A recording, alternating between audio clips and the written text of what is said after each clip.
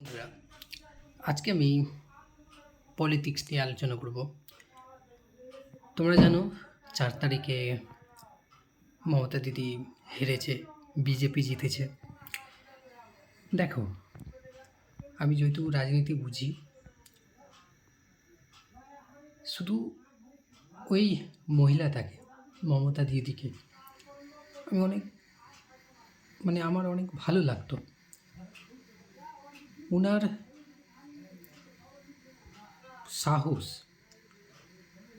একটা এতটা স্ট্রং মহিলা, লড়াকু মহিলা আমি হয়তো দেখিনি, বা এখনকার যুগে হয়তো এই সময়টাতে আমি দেখিনি। রাজনৈতিক রাজনৈতিক জিনিসগুলোর মধ্যে ওই রকম লড়াকু একজন নারী আমি দেখিনি। পাস্তে হয়তো হয়েছে, কিন্তু বর্তমান যুগে ওই রকম পলিটিশিয়ান একটা মেয়ে হয়ে এত লড়াকু আমি দেখিনি। পার্সোনালি আমার অনেক ভালো লাগে। উনি, যতটা আমি জানি, উনি অনেক সিম্পল জীবনযাপন করেন। ছোট্ট একটা ঘর আছে কালীঘাটে, সিম্পল কাপড় পরেন, সিম্পল সব কিছু, লাক্সারিস কোনো কিছু নেই। হ্যাঁ, উনাকে আমার পার্সোনালি অনেক ভাল লাগে। কিন্তু ব্যাপারটা হচ্ছে, ওনার পার্টিটা নষ্ট হলো তার আন্ডু পান্ডুর জন্য।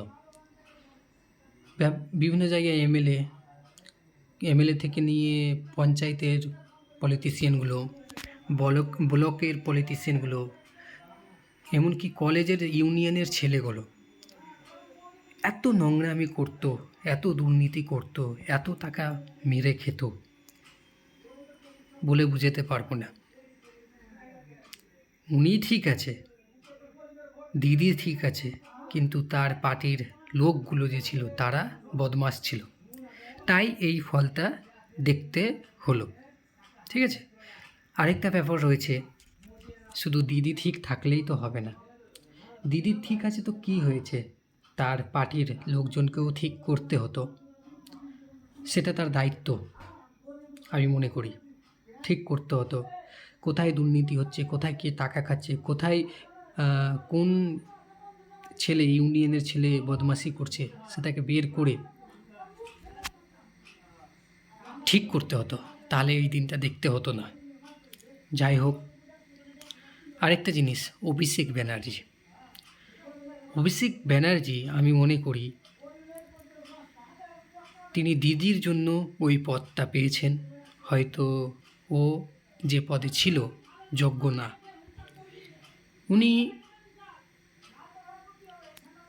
কোথায় একটা নিউজ শুনছিলাম, মুর্শিদাবাদে দমকল, মনে হয় দমকল জায়গাটাই একজন প্রার্থী ছিল, ওনাকে বলছিল কিছু বছর আগে কি ওনার লোকই ওনাকে পছন্দ করে না, কিন্তু উনি সিপিএম থেকে জিতে গেছে।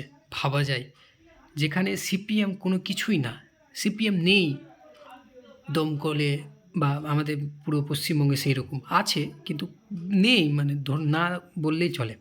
যাই হোক, এবার খাতা খুলেছে। আমি বলছি, তুমি কিভাবে বললে কি উনাকে, উনার পার্টি জনগণ চাই না, কিভাবে বললে? উনি আবার সিপিএম থেকে জিতে গেল, কিভাবে জিতলো সিপিএম থেকে? তো বুঝতে পারছো তো, অভিষেক ব্যানার্জি অনেক ভুল আছে। আরেকটা ব্যাপার আছে, আইপ্যাক বলে যে একটা কী আছে, এত তো আমার জানা নাই, তবু বলছি। আমাদের এখানে একজন প্রার্থী ছিল, এমএলএ ছিল, ভালো নরমপন্থী লোক, খুব ভালো। হ্যাঁ, ওরও আন্ডু পান্ডু একটু বেইমানি, অনেক টাকা লুটে খেত, কিন্তু উনি ভালো ছিল। আর তার বিপরীতে আরেকজন ছিল টিকিট নেওয়ার জন্য, একজন ব্যবসায়ী। সে রাজনীতির ব্যাপারে কিছু বোঝে না, শিক্ষিতও না, পড়াশোনা কথাও বলতে জানে না। উনি অভিষেক ব্যানার্জিকে ওই আইপ্যাকে টাকা দিল না কি করলো, কত টাকা দিল, এটাই আমি শুনতে পাচ্ছি। যেহেতু আমি রাজনীতির সাথে যুক্ত ছিলাম, তো আমি জানি কি টাকা দিয়ে সে টিকিটটা পেয়েছে।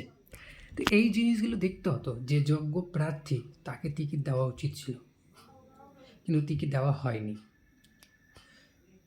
আর ব্যাপার তো এটাও আছে কি, বেশ সব এত অভয়ার ঘটনা ঘটলো, তখন টিএমসি চুপ ছিল, কোনো কিছু বলেনি।